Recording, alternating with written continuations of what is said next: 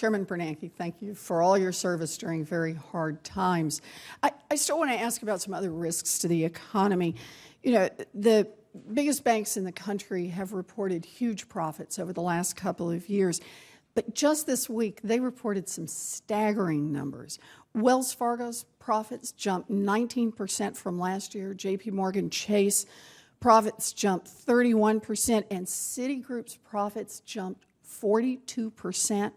Now, some reports have indicated that a big part of those profits have come from the bank's trading activity. In other words, not from boring banking, but from trading on Wall Street and elsewhere. So are you concerned that these biggest banks are loading up on big risks again, or is there another explanation for this spike in profits? Well, let me just say that we are quite aware of these portfolios, and we are addressing them in at least two ways, or more than two, really. But one of them is that we have just finalized new capital requirements that banks have to hold against these assets for sale, these securities, which should provide protection. We have done stress tests where we assume that a December 2008 type of financial shock hits, and so there's a huge drop in asset values. And we have stress tested the banks, again, to see do they have enough capital to cover, protect themselves against big losses in their securities books. The other thing is, of course, is that we are working hard with our colleagues to put the Volcker rule into place, and that will restrict proprietary trading. So let me just say, though, Mr. Chairman, the question I'm trying to ask about is whether this indicates they're loading up on risk. And I very much appreciate that what you're telling me about are the ways we're trying to regulate the risk when the banks take it on. Maybe I could ask this slightly differently. And that is, yesterday, Secretary of Treasury Jack Lew said, and I want to get the quote right, if we get to the end of this year and we cannot, with an honest, straight face, say that we have ended too big to fail, we're going to have to look at other options. Do you agree with the Secretary of the Treasury? I don't know about the timing. Maybe I take another year from now, but I've said to you in an earlier hearing that there is a strategy. Dodd-Frank lays out a strategy.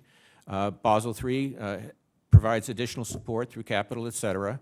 But if those things do not make us comfortable about the status of these largest firms, yes, I do think additional steps would be appropriate. Then we need to look at other steps. As you know, I've introduced, along with Senator McCain, Senator Cantwell, Senator King, a Glass-Steagall bill, another tool in the toolbox to deal with too big to fail. But I think at least now we've got some time on this. The Secretary of the Treasury says by the end of the year, you say maybe a year longer, but we've got to keep this one under examination. Fair enough?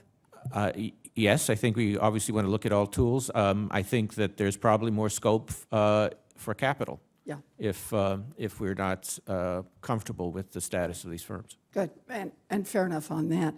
I want to ask you, as you know, the Federal Reserve and the OCC announced last January that they were stopping their investigation into the systemic foreclosure fraud and that you'd reached a settlement with the largest mortgage servicers in the country. And just last week, the OCC announced that 52,048 people just in Massachusetts received checks so far under this settlement. And it was an aggregate total of $41 million in compensation, or about $800 a family. Now, that's $800 a family in a state, Massachusetts, where the median home income is $324,500. I'll do the math for you. That's about 0.2% of the purchase price of the average home in the Commonwealth of Massachusetts. Now, it's my job to look out for families in Massachusetts, including helping them get basic information about whether settlements made on their behalf by the government are fair.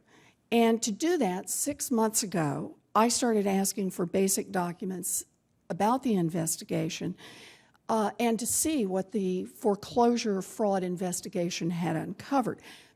how many people had lost their chance to save their home, just really how bad the damage was. So far, the Fed and the OCC have disclosed very little of what I've asked for. So the question I have is how the people I represent in Massachusetts who believe they were cheated, or the 4 million people who receive checks around the country, how they know that the payments they're receiving are fair if the Fed and the OCC won't disclose details about what they uncovered in the investigation.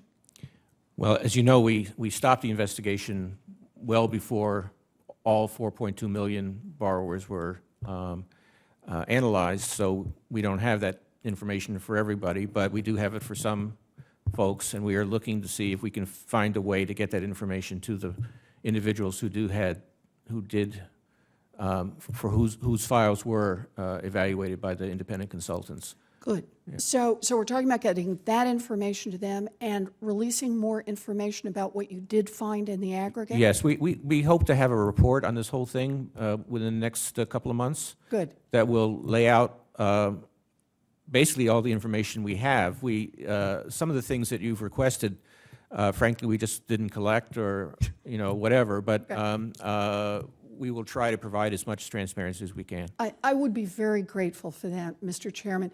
You know my concerns in this area generally, that if the regulators are not aggressive enough, if they don't require admission of guilt, if they never take large financial institutions to trial, then the resulting settlements are too weak. And so I know you appreciate that a slap on the wrist is not enough. And if the OCC and the Fed are confident that these are good settlements, I think it helps everyone if the information's out there. So thank you, Mr. Chairman. I appreciate it. I'd like to add that, of course, the people who receive checks have not yielded their legal rights, and they could pursue this further if they wish. Yes, and I hope that by revealing this information, they will be able to better evaluate whether or not that's appropriate for them. Thank you.